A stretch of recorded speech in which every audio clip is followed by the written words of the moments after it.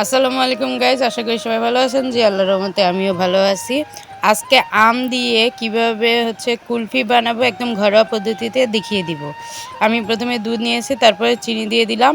যেভাবে ভালোভাবে নাড়তে থাকবেন যাতে ভালোভাবে মিশ্রণ হয়ে থাকে।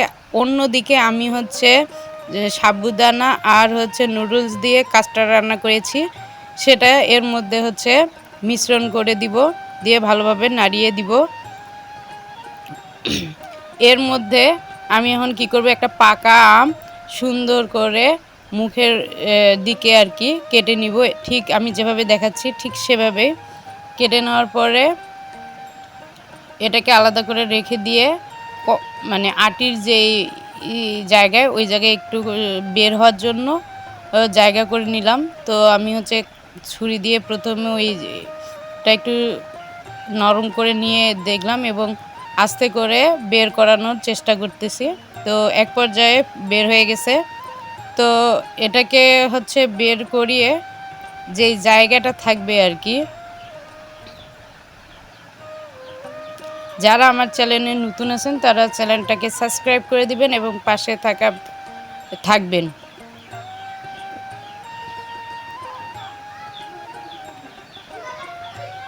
এই যে আমাদের আমের যে আটিটা অর্থাৎ বীজটা বের হয়ে গেছে। এখন এর মধ্যে আমাদের যে মিশ্রণটা অর্থাৎ দুধ কাস্টার্ড আর চিনি মিশ্রণ করে যে রেখেছি সেটা এই আমের মধ্যে ঢেলে দিব।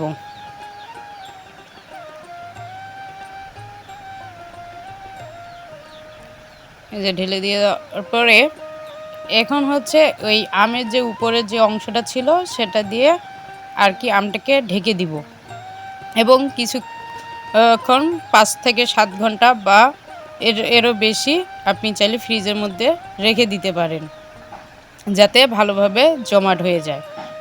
এবং এটার জন্য আমি কি করছি, একটা আর কি কাপ নিয়েছি এবং ওটাকে ভালো সুন্দর করে দিয়ে দিলাম এবং তার উপরে আমটাকে সুন্দর করে বসিয়ে দিয়ে আমি এখন ফ্রিজে দিয়ে দিলাম এবং 6 ঘন্টা পর এটাকে আর কি বের করব। তো এই যে আমাদের 6 ঘন্টা পর বের করে দেখেন কীরকম হয়ে গেছে। তো এরপর আমরা ফ্রিজ থেকে আমটা বের করার সাথে সাথেই এটাকে ছিলে নিব। তো আমরা আমটাকে আস্তে আস্তে করে ছিলতেছি। ছিলা এক পর্যায়ে শেষ হয়ে গেলে আমরা এটাকে সুন্দর করে শেফের মতো করে কাটবো আর কি, কেটে পরিবেশন করব। তো এটা একবার হলেও বাসায় ট্রাই করবেন এবং খেয়ে দেখবেন। এবং অবশ্যই কে কোথা থেকে আমার এই ভিডিওটা দেখতেছেন অবশ্যই কমেন্ট করে জানাবেন এবং খেয়ে কেমন লাগলো সেটাও জানাবেন। কোন কোন জেলা থেকে আপনারা এই ভিডিওটা দেখতেছেন সেটা কমেন্ট বক্সে জানাবেন। তো আমার আম ছিল এক পর্যায়ে শেষের দিকে। তো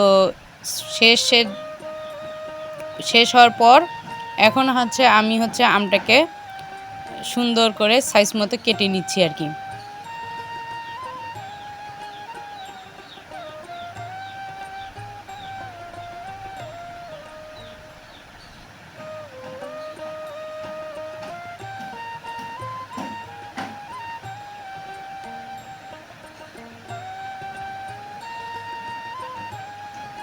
এভাবে স্লাইড ছোট করে গোল গোল করে কেটে নেবেন, বা আপনারা চাইলে আপনাদের ইচ্ছা মতো করেও কেটে নিয়ে খেতে পারেন এবং অনেক সুন্দর দেখাচ্ছে। সাইডে আম, সাইডে আরও ভিতরে অন্য কিছু, দেখতেও সুন্দর লাগতেছে। এখন আপনারা আপনাদের ইচ্ছে মতো করে স্লাইড করে কেটে নেবেন।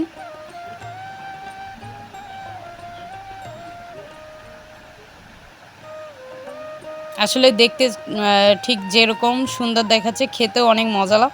আপনারা অবশ্যই একবার বাসায় ট্রাই করে দেখবেন। তারপর আমি একটা ফ্রিজের মধ্যে আমি সুন্দর করে একটু সাজিয়ে দিলাম। তারপরে এই যে হয়ে গেল আমাদের ঘরোয়া পদ্ধতিতে আমের কুলফি। তো সবাইকে এতক্ষণ ভিডিও দেখার জন্য অনেক ধন্যবাদ। আর অবশ্যই আমার চ্যানেলটাকে সাবস্ক্রাইব করে দিবেন। ধন্যবাদ সবাইকে।